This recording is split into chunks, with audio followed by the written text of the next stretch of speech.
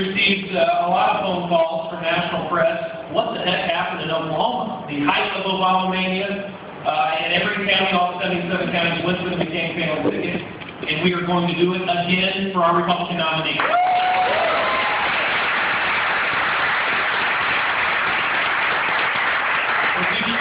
Doing this.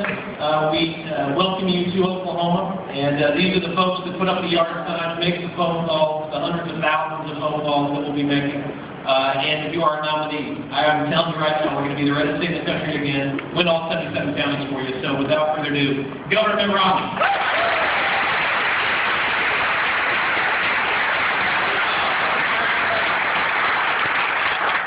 I don't know how you guys did it, but I'm glad you did.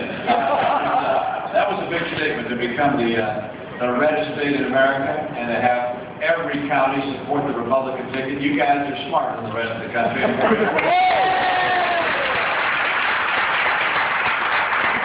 saw something I don't think the rest of the nation saw. You see, we didn't, as a nation, know President Obama very well. He didn't have a track record. He'd never run anything before, never been a leader of any kind before. And never worked in the private sector, and yet the country said, well, we'll just want to give him a chance. He seems to be a smart guy. He spoke eloquently about bringing America together. He said a lot of impressive things. And so America overall said, okay, we'll give him a chance. And there were some people, like right here in Oklahoma, that said, well, now wait a second, what would happen if you chose as the president? Someone who had no experience. Now we know.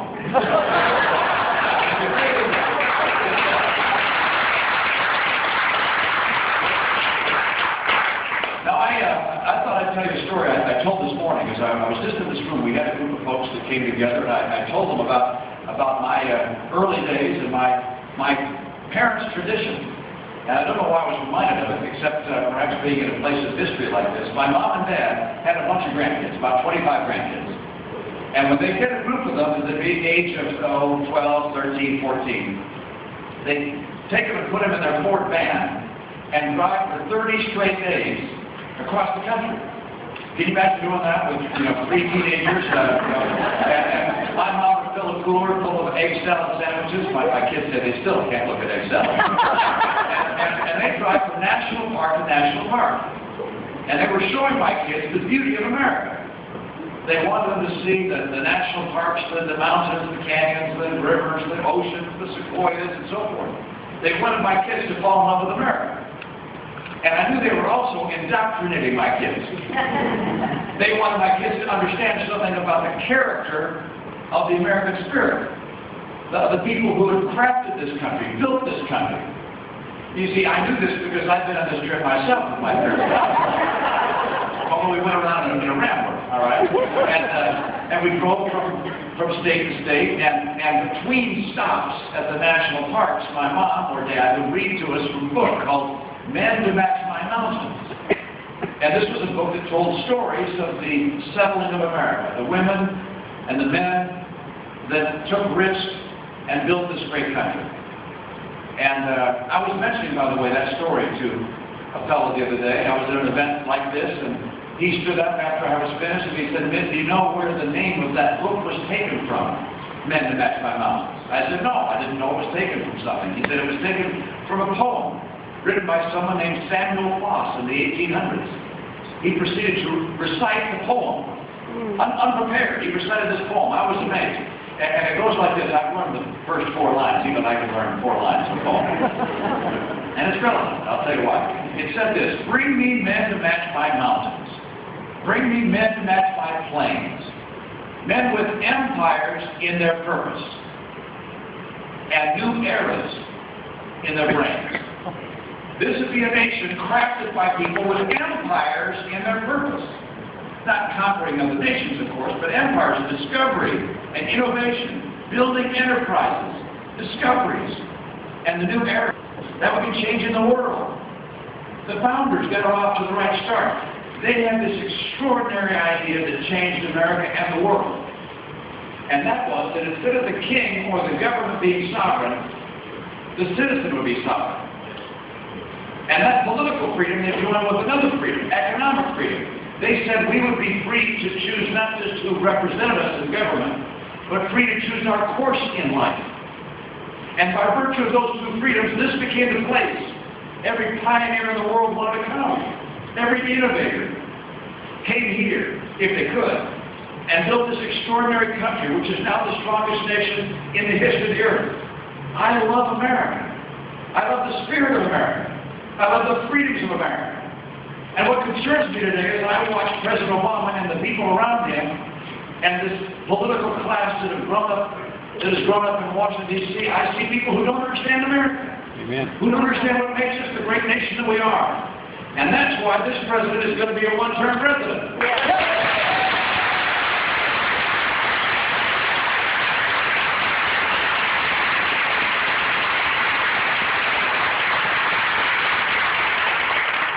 I think in order to get the economy to work, it helps to have actually worked in the economy. And I have.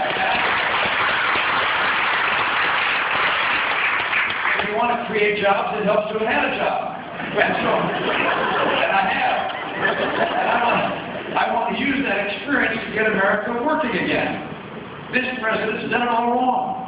He's done the one thing business can't deal with, and entrepreneurs can't deal with. He's created more uncertainty.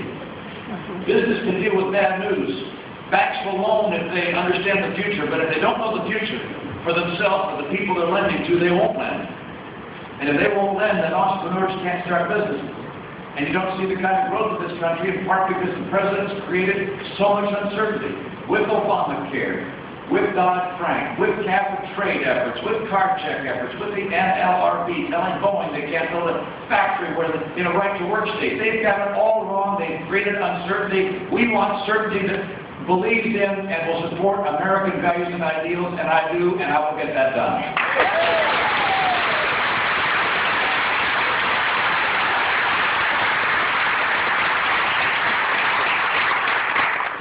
I'm going to give you a chance to ask some questions here. I'm not going to talk to you the whole time, but I just want to underscore what an extraordinary nation we live in. You know that. But these founders that built this country not only gave us those political freedoms and economic freedoms. Think of the Constitution. I love the Constitution. And of course it has a Bill of Rights that's so extraordinary. I saw some testimony by one of our Supreme Court justices. He said, you know, it's not just the Bill of Rights we have that makes this Constitution so unusual. It's also the idea of separation of powers, where we have these different branches of government that provide checks and balances to one another so that government doesn't become too powerful and begin to overwhelm our citizens. I'm concerned that our president doesn't understand the significance of these different checks and balances and the need to work with people across the aisle to see if there aren't places where we can find common ground. He thinks he's the only one, or his party's the only one, with good ideas. I don't agree. I agree with Ronald Reagan. He said, it's not that liberals are ignorant. It's just that what they know is wrong.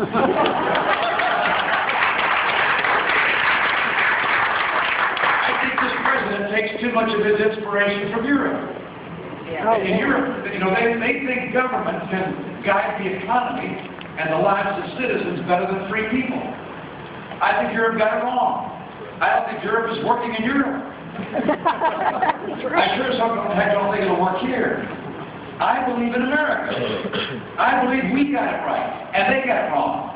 I believe in our freedoms. I believe in free enterprise. I believe in free people choosing their course in life. I believe a nation that is led by men and women with empires in their purpose and new eras in their brains will keep America the strongest nation on earth. We have an economy in trouble right now. This president has been out campaigning for his new stimulus. Does he think we forgot what happened with stimulus? Even his own party has said that stimulus is dead. They won't vote for it, and yet he pretends like it's still out there. The emperor has no clothes, Mr. President. The stimulus is not going to happen. How in the world do we have a president with 25 million people that are out of work, or stopped looking for work, or in part-time jobs that need full-time work, and we have a president without a jobs plan? This is a president without a jobs effort. He doesn't understand what it's going to take to put America back to work again. How can that be? I have a plan. I've laid out the 59 steps I'd take to get our economy strong again. I get employer tax rates competitive with other nations. I'd get regulations to encourage the private sector, agriculture, energy, manufacturing, high-tech. Get regulations to help, not hurt. I'd get trade policies to open up, back down on cheaters like China to take advantage of us. I'd make sure that we have energy independence and security by developing our natural resources, oil, gas, coal, nuclear, and our renewable fuels as well. I'd make sure that we follow the rule of law instead of crony capitalism. We saw an example of that with Solyndra. There's more coming. Did you read the one yesterday about, is it Fisker Automotive, which is, the government put $500 million into that, $500 million business, and they've just announced their new manufacturing facility in Finland. I believe in free enterprise, not in crony capitalism. I believe in institutions that build great human capital, schools and institutions of higher learning, and immigration policies that support legal immigration and will stop illegal immigration.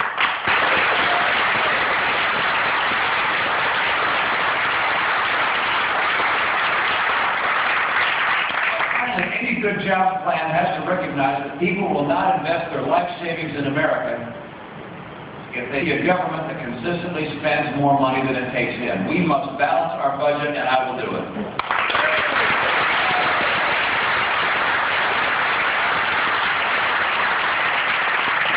I want you to know I'm optimistic. If we can get the spirit here of Oklahoma and spread across the entire nation,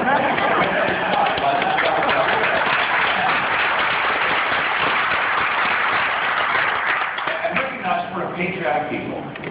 We're the only people on earth that placed our hand over our heart during the playing of the national anthem. That was a tradition begun under FDR in recognition of the blood that was being shed by our sons and daughters around the world. We're a patriotic people. And I happen to be convinced that if we have leaders who will call on American patriotism and who will tell the truth and who know how to lead because they've led before, and know how to create a strong economy because they've worked in the economy, that Americans will rise to the occasion as we always have and keep this land as it has been destined to be from the beginning, a shining city on the hill, an exceptional land, and the hope of the earth. And I intend to be one of those leaders with your help. Thank you so much.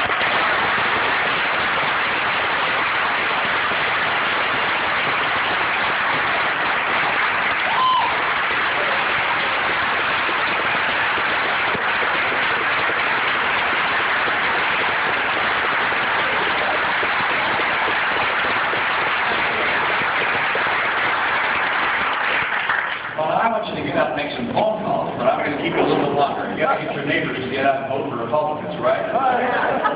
Congratulations to you, Republican governor, Republican treasurer. Where's our state treasurer gone?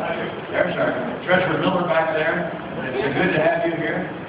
We also have our auditor here, Gary Jones. Thank you, our state auditor.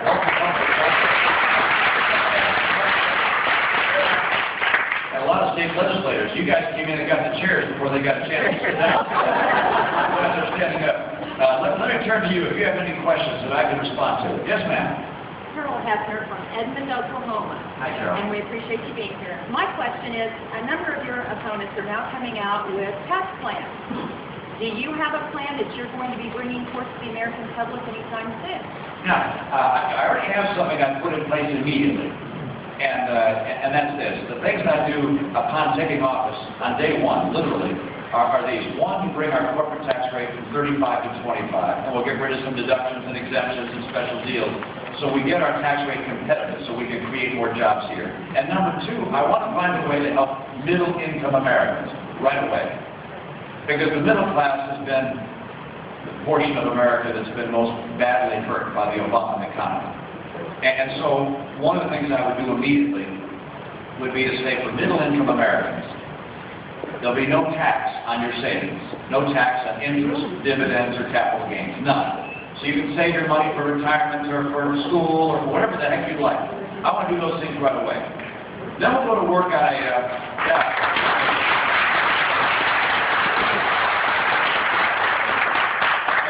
my little booklet. By the way, there's something out there that I've put out called Believe in America. It's my plan for the economy and jobs. You can download it on Kindle or Amazon for free, and it lays out the 59 steps I take. One of those steps is to revamp our our entire tax code to see if we can't find a way to make it much simpler, to flatten out the rates, to broaden the base of taxpayers in this country. And that's something I'm going to undertake. And how much of that I do before the election, how much I do after the election, well, time will tell. But I believe in systems that are flatter. We've got a couple that have been spoken about in the past, and I write about these in my book. One's the fair tax, which is going to a consumption-based tax. The other's a flat tax, which simplifies the tax code. Both of those have very positive features.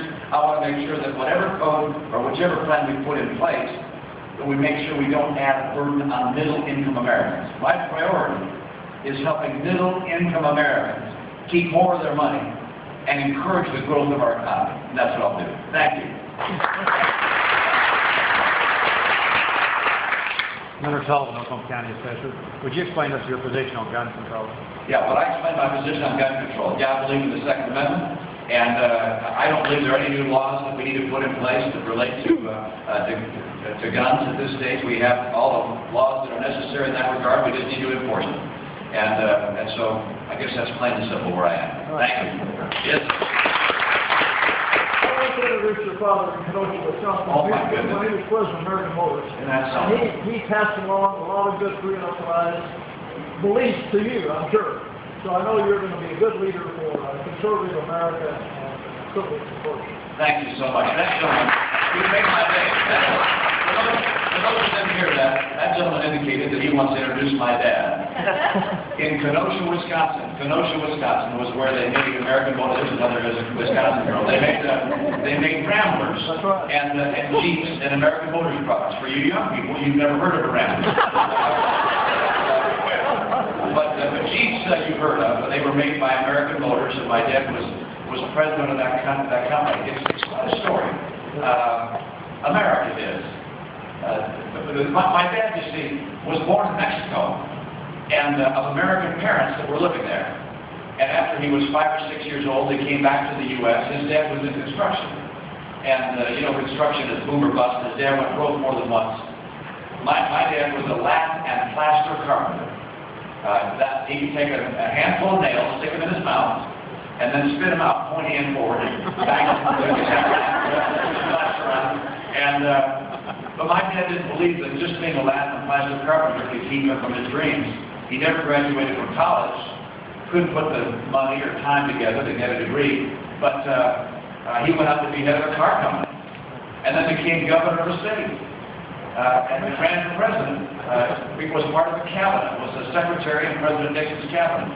Yeah, my roots go back to a fundamental belief that America is the best place in the world. I love this country.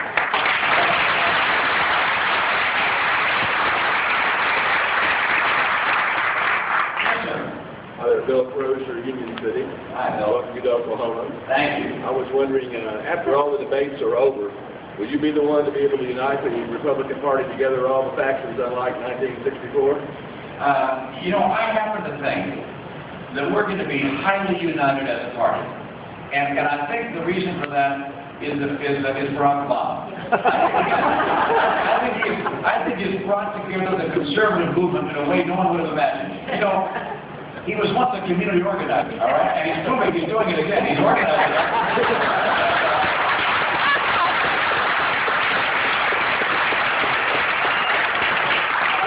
I don't think this was the community he was hoping to organize. And in part, you know, we have on the stage, we have 8 or even more, in some cases, men and women that are competing for this office. And yet I think almost every one of us has said the following, that we will support the Republican nominee, and that any person on that stage would do a better job than President Obama.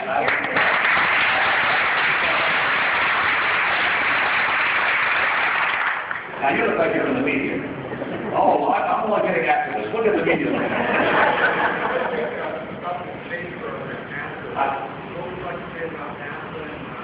He didn't take my word for it, did he? You know, look, I believe in investments in science and technology. I believe that the government should not be investing in individual companies and trying to take winners and losers among companies. I believe the government's role with regards to technology and research is to invest in basic science. How do you do that? Well, NASA is one of the ways that we invest in science. We have the National Institute of Health, where we invest in science. We have universities where the federal government can contribute to the investment in science and research. And then when discoveries occur in science or in NASA, then those can be taken by various private enterprises and commercialized for the benefit of our economy and our society. And NASA plays a role in the investments in science, which I think are an appropriate role of our government. Thank you.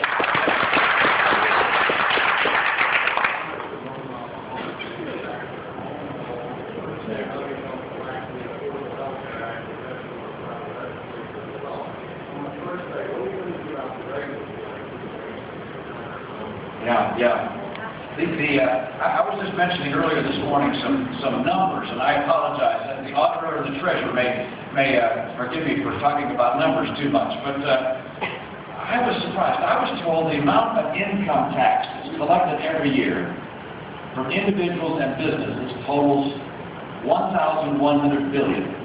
That's $1.1 trillion. All right, $1.1 trillion a year. I'm also told that the federal government calculates the cost of each regulation they put in place, what impact it has on the economy. And this president has put in place regulation at 4 times the rate of the prior president. And the total regulatory burden in America, remember, by the way, income tax $1.1 trillion per year, the total regulatory burden $1.7 trillion a year. That's the cost of the regulations in this country. You need regulation to make the markets work. You've got to have rules. But what's happened here is gone way beyond rules. It's burdening and crushing private enterprise, from agriculture to energy to manufacturing. And so, first thing I'll do is put in place an executive order that says all the regulations put in place during the Obama years stop.